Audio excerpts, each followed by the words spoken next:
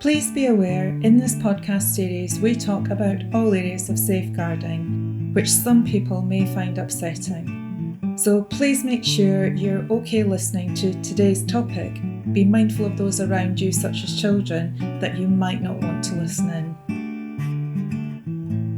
Hi, I'm SSS Safeguarding Director Sam Preston. And I'm former head teacher and content author Sarah Spinks. Thanks for joining us today.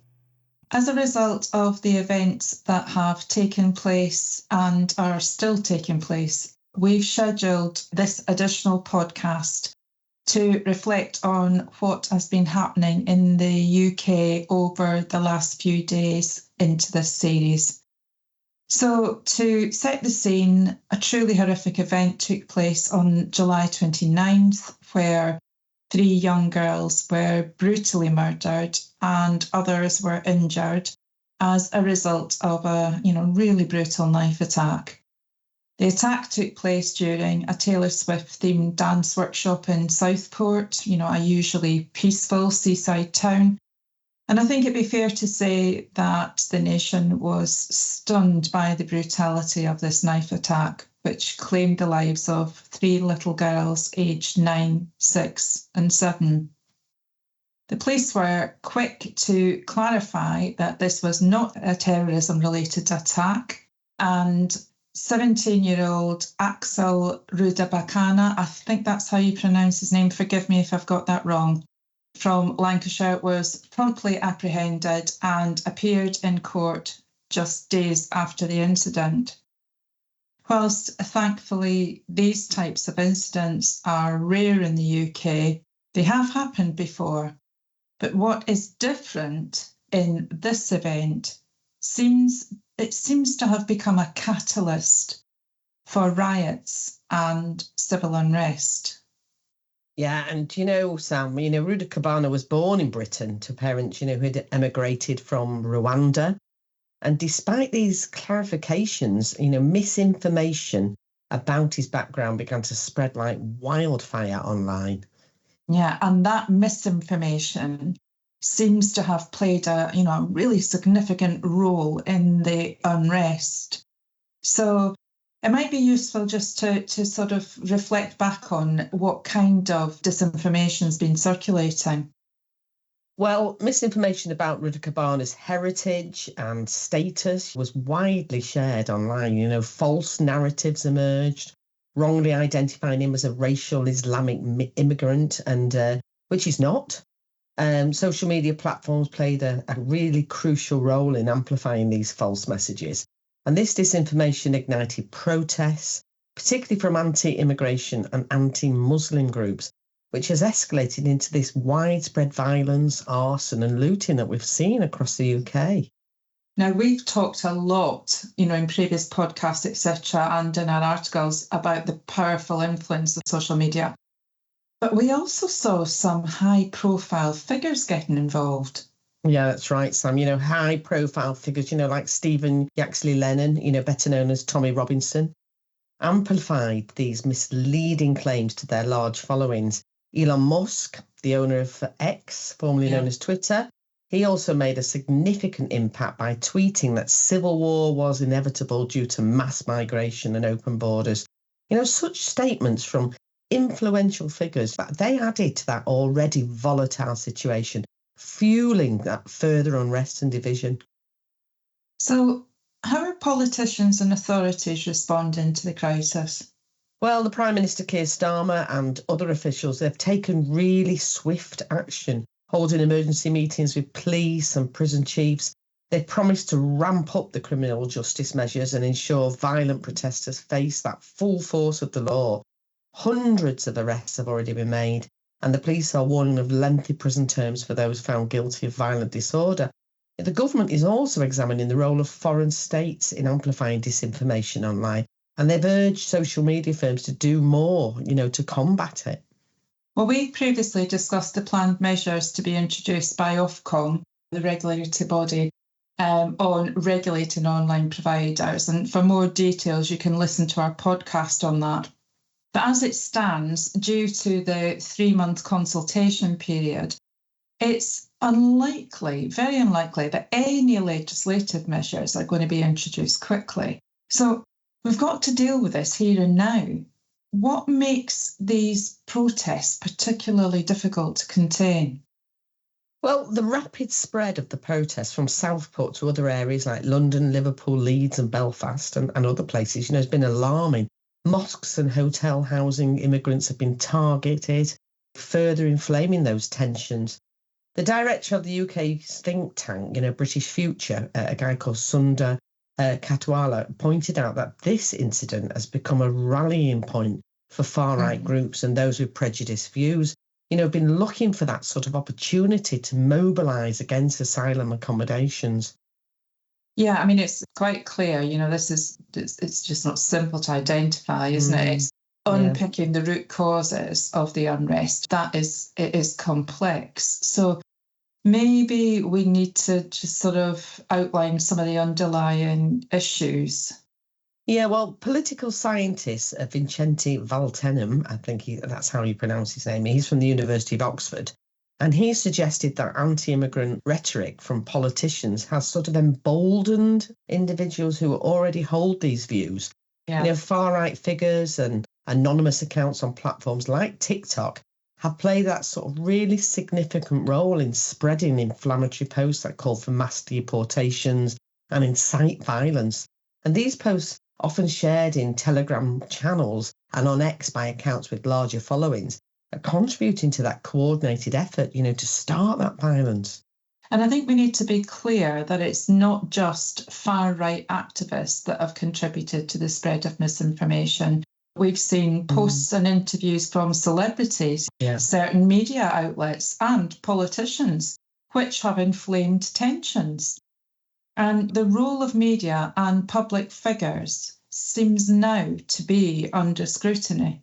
Yeah, and I think there's a growing criticism of media platforms that give airtime, to commentators who spread hate speech and misinformation. Figures like Nigel Farage, who uses inflammatory rhetoric, whether intended or not, they're seen as contributing to the current climate of division and violence. Experts argue that media outlets need to be more responsible in their programming and the voices that they amplify. What is clear is that when far-right views dominate public discourse, this can reinforce harmful stereotypes and incite further violence. So given all this, what can we do to move forward? If we're talking about we're going to have to heal society. Yeah, definitely. I think it's essential for authorities to take swift and decisive action against those inciting violence and spreading that disinformation. I think fostering open and inclusive dialogues, supporting affected communities, promoting accurate information, the really critical steps. Media responsibility and political accountability, that also plays a significant role in addressing the root causes of this unrest, really. Additionally, it won't be surprising for me, to say this, there needs to be a focus on understanding the complex social issues at play here, such as unemployment, violence, and strain on public services. Yeah. I mean, that's one thing we've not touched upon. The cost implications this civil unrest is costing. The country has had to draft in additional Crown prosecution services, magistrates and policing costs. I mean, they'll be growing exponentially. I mean, today, we're recording this on the 8th of August, and they have moved or reorganised hearings and whatnot so that, offences related to riots and looting, the looting that's going on at the moment, they are being heard now. And so, I think today there was one chap who was arrested on Friday. He's appeared in court today and has been charged, and he will actually start his sentence on Friday. Absolutely. Which, when you think about the current system and the length of time it takes it to normally to takes, process. absolutely. But they, so I think that's one piece of positive action that they have taken. They've said, no, these offences are going to be dealt with as a priority and they're going to be dealt with now. And I think that will be sending out a message here. Definitely. And talking about costs, is, the massive costs in terms of pairing these places that have been trashed and, people's lives and the insurance, etc. Putting everything else to one side for a minute, we know the challenges facing the UK economy. We know that. And the sheer cost of magnitude, in managing this civil unrest is going to be huge financially and emotionally. Absolutely. I mean, one thing I'd like to reflect on, and I'm going to put you on the spot here and get your take on it, Sarah, is a post that was placed on a forum. Now, this is a forum, I saw this yesterday, and this is a forum where teachers or other people working in schools, they can anonymously post on this forum to seek advice or get guidance and help. Now, just for context, this forum, it's not inflammatory. It's populated, I've followed it for a long time, and it's populated with content seeking really practical help. Yesterday, someone posted, and I quote, "Can I refuse to teach a pupil if they've been involved in the riots?" Well, my immediate response is no, absolutely not. They can't refuse to. No. Yeah. Well, I did respond to this by saying, you have a legal duty of care, both to alleged perpetrators and victims. So if you have any concerns, this should be appropriately managed, such as reporting to your DSL, maybe LADO involvement, maybe prevent involvement. Yeah, and I think as a former head teacher, I'd highlight that this is a child. If this is somebody in school, they're a child. And a child has the right to education. But if that person feels uncomfortable or indeed may feel frightened, they should speak to their senior leaders, and then the senior leaders will look at the context of what this. I think if it's just a straight, can I refuse to teach? That's just a black and white statement. And you say no.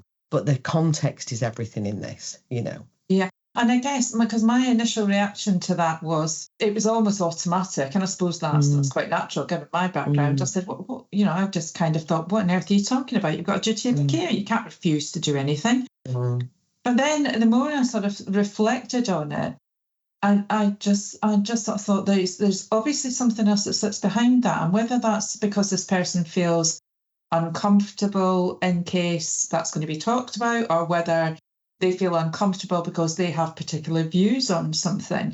So it really made me sort of take a step back. And I guess that takes us on to schools. Yeah. Because schools are going to be back in September. And there will be ramifications of all of this. Schools are going to need to think about this. Yeah, absolutely. Well, I think for me, my thoughts on that would be that schools can't ignore and shouldn't ignore what's happened. Yeah. And there needs to be conversation about how young people feel. There needs to be that safe discussion and debate about what's happened and how young people feel and what their thoughts are. And I think this would enable that opportunity to challenge the rhetoric and the misinformation that's out there. Yeah, and given, and I think we've spoken about this before as well, latest statistics show most young people are getting their news online and from all sorts of sources, many of which may not be reputable, know. So it's really important to look deeper and enable them. I mean, that's one thing that I think we really need to prioritise with young people. We need to teach them how to identify disinformation and misinformation. Definitely, yeah. And I think it also allows the staff to pinpoint those young people who may have more extreme views and enabling them to get the support that they need, because that as a child, they need the support to help them to think about those views and why they're not appropriate and not right, Yeah. So what about staff, Sarah? We do tend to focus on how are we going to manage this? How are we going to approach this with our children and young people? Yeah. But I'm just thinking kind of, from a leadership point of view. Yeah. You have to sort of think about your staff as well. Definitely. I think thinking about what I would be doing, I'd be meeting the staff first before we even talk to the children. I think I'd talk about those guidelines of appropriate conversations, making sure that everyone is comfortable and that there is a sort of united rhetoric about the inappropriateness of the right-wing views that we're seeing. And of course, what to do if they identify concerns about a child, how are they going to report that back? What we're going to look at, how we're going to think about that. And if there is a contextual element where a member of staff is very, very, very reticent to talk about that, they may have a particular characteristic that is, has been identified as being a victim of these right-wing views, then it's about what can we put in place as a leadership to ensure that they feel safe and that they feel very supported in their role. Yeah, absolutely. Thanks for that, Sarah. I should just say that for listeners outside the remit of schools that may be joining us today, we are currently putting together an additional safeguarding course that's designed to support people and organisations who are running clubs and activities. So that's for sort of smaller clubs and activities. So it might be somebody who on a voluntary basis maybe runs a club once a week for a group of children or things like that. So we are putting that together, and that will include sort of practical measures, thinking about how you can keep the children safe within the context of how you're delivering services. So we'll let you know when that's available. I think it's crucial that we all stay informed and engaged in finding solutions to this. And as I mentioned earlier, we do have podcasts and articles on topics related to today's discussion, and they are all freely available, and you can access them from our website.